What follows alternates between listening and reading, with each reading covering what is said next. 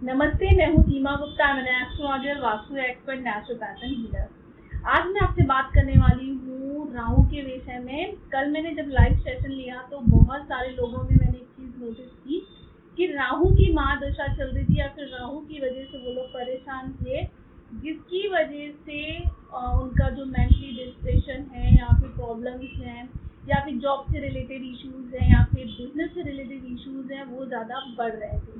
तो राहु क्या है ना, पहले मैं आपको वो समझाती। राहु प्लैनेट है लेकिन उसकी कोई राशि नहीं है। वो जिस ग्रह के साथ में बैठता है उसकी तरह वो हो जाता है। एक्चुअली राहु जो है वो हेड है, केतु टेल है, यानी उसका राहु का जो हिस्सा है सिर्फ इतना है और नीचे का जो पार्ट है वो केतु है। बात कर रही हूँ कि राहु के बारे में, तो राहु की बॉडी नहीं है। राहु के पास क्या है, सिर्फ दिमाग है। वो लोगों को अपने जाल में फंसाकर गलत काम करवाता है, बुद्धि भ्रमित करके बिजनेस डुबाता है। कुछ ऐसी भी चीजें वो करता है कि जिससे व्यक्ति शक और उन सब चीजों में पड़ जाता है।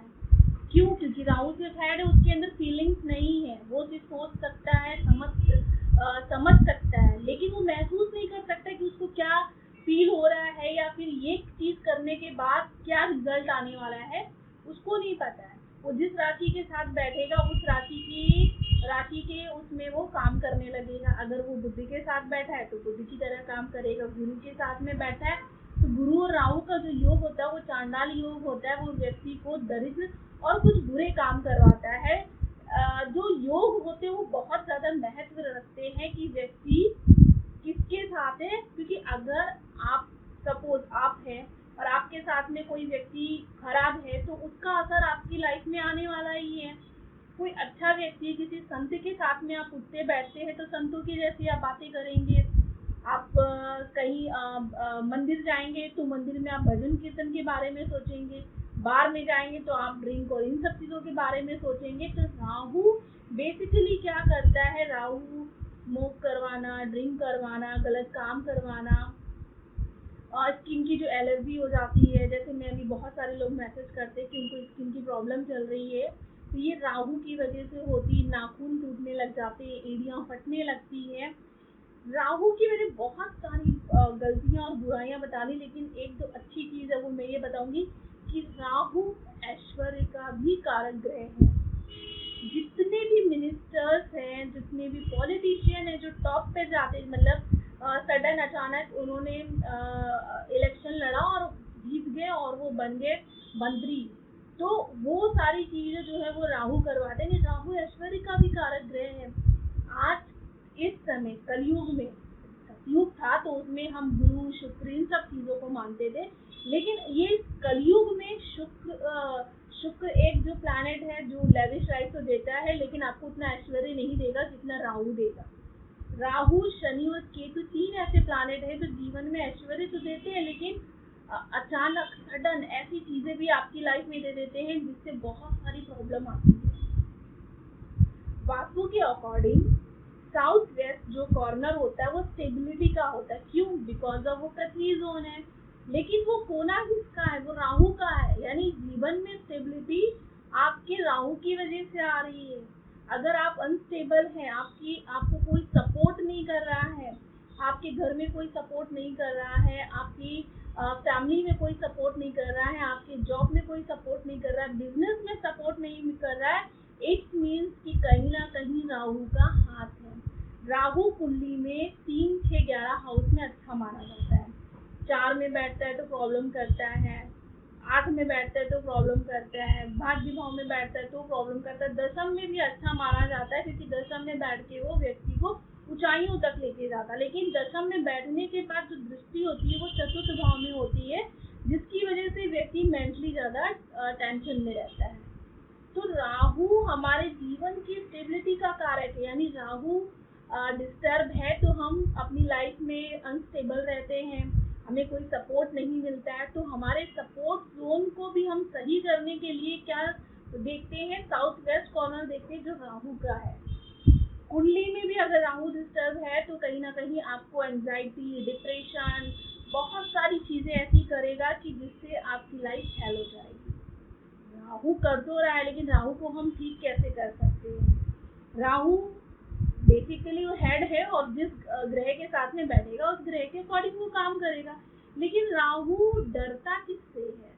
आपने बहुत सारे जो टीवी में रामायण महाभारत और बहुत सारी ऐसी मैथोलॉजिकल जो स्टोरीज आती हैं, आपने उसमें देखा होगा कि जब भी इंद्र को कुछ प्रॉब्लम आती है, उन्हें लगता है कि मेरा सिंहासन हिलने वाला है, वो किसका सहारा लेते हैं? माता सरस्वती का लेते हैं।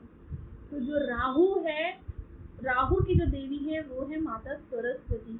यानी आपकी वाणी जब अच्छी होगी, आपका दिमाग जब अच्छा होगा, क्योंकि बुद्धि विद्या और वाणी की जो देवी है वो है माता सरस्वती।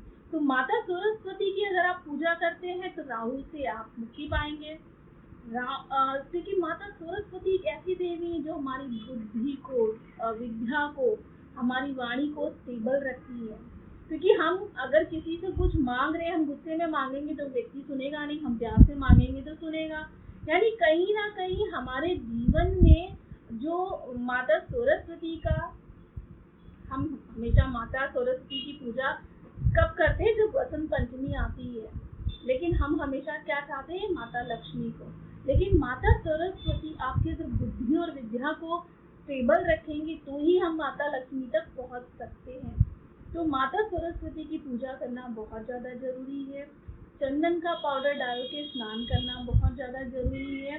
राहु तब बिगड़ता है जब आप नशे की लत में लग जाते हैं, तब राहु बिगड़ता है। नशे और स्मोक की आदत आपको नहीं लगानी है। चांदी ज़्यादा से ज़्यादा आपको धारण करनी, चांदी जितनी ज़्यादा पहनेंगे राहु उतना ज़्यादा कूल और काम रहेगा।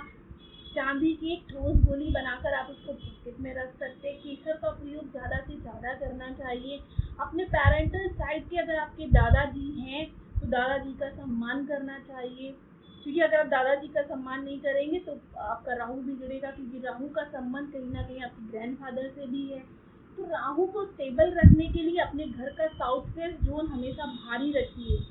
अगर आपका घर का जो साउथ वेस्ट जोन है वो भारी रहेगा तो राहु आपको प्रॉब्लम में नहीं डाल पाएगा, क्योंकि जब भी साउथ वेस्ट जोन हल्का होता है, कुंडली में राहु बिगड़ा होता है, तो कोर्ट कचहरी मुकदमे और पुलिस थाने हमें सब करने पड़ते हैं।